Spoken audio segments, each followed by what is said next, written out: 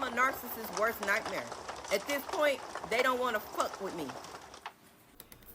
Peace, soul family. I am back with part 4 to the Matrix family dynamic. In this video, I am going to be giving a few scenarios of what and how a narcissistic mother does and how she treats her children and pin her children against one another by way of manipulation and triangulation. Also, I wanted to say that because I had this question a lot in the comments, is the parent aware? Like, are they possessed, or are they purposely doing this? Are they actors? I thought that was hilarious. Listen, they may not be fully aware of their behaviors, nor do they care. Okay, so a person who is a narcissist is ultimately a wounded person at the core. They have suffered a tremendous amount of trauma and abuse and maybe some difficult relationships with their own parents. So what they do is, instead of healing, they will run from their problems. They will run from the trauma. They don't want to deal with it. And that builds up resentment within themselves. And it makes them it makes the parent, or the mother in this case, very emotionally unavailable, which means she doesn't know how to show up for her child emotionally.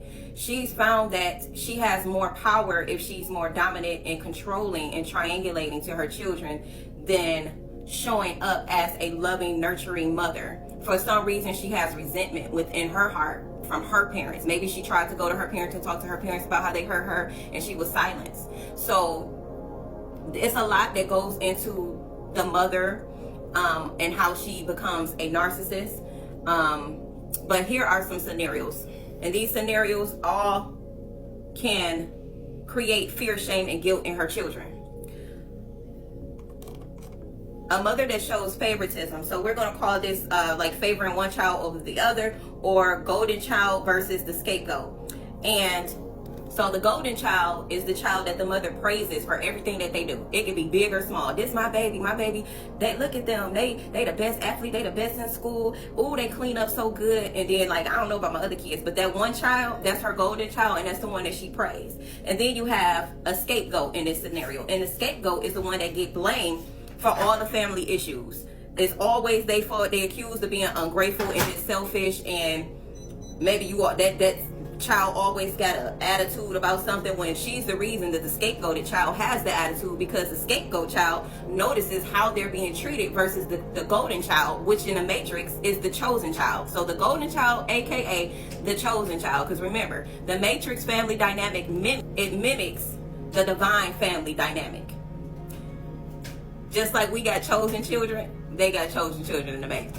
So the golden child is often looked at as the child that get the best grades, and then the mother may shame the scapegoated child as if they don't try hard enough. They can never be as great as the golden child. It's just the scapegoat can never amount to the greatness of the golden child. And she may even say things like, if you were like the golden child, maybe I would love you more.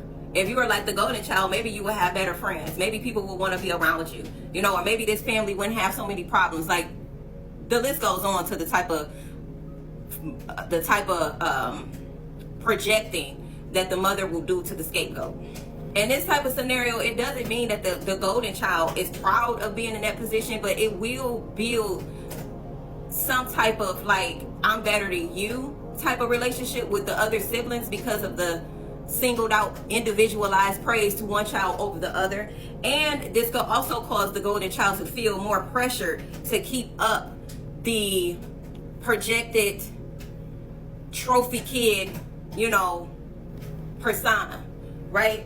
And then it's like, while the scapegoat internalizes their guilt and shame, right, believing they are the cause of the family dysfunction. So the scapegoated child is the one that wears all of the family bullshit, basically. They're constantly being attacked emotionally, psychologically, physically.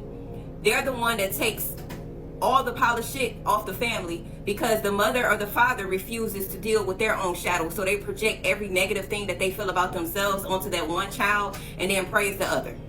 And normally what I found, as from being a golden child to a scapegoat turned black sheep, what I learned from being a scapegoat Normally the scapegoat in the family is the truth speaker. And what happens with the scapegoat, because the family knows that the scapegoat is the one that will tell everybody the truth and tell everybody about themselves, they will gaslight the fuck out of the scapegoat because they want to take the scapegoat's voice. They don't want to create an environment for the scapegoat to be honest and truthful, because wounded mothers, she doesn't want to hear anything negative about herself. She doesn't want to be reminded of just how nasty she truly is.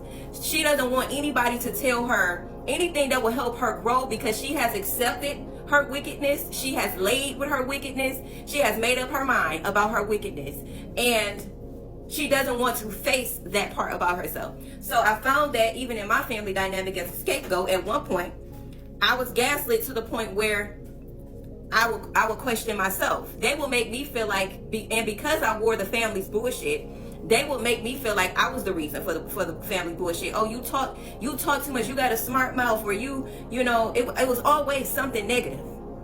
Always something negative to shut me up.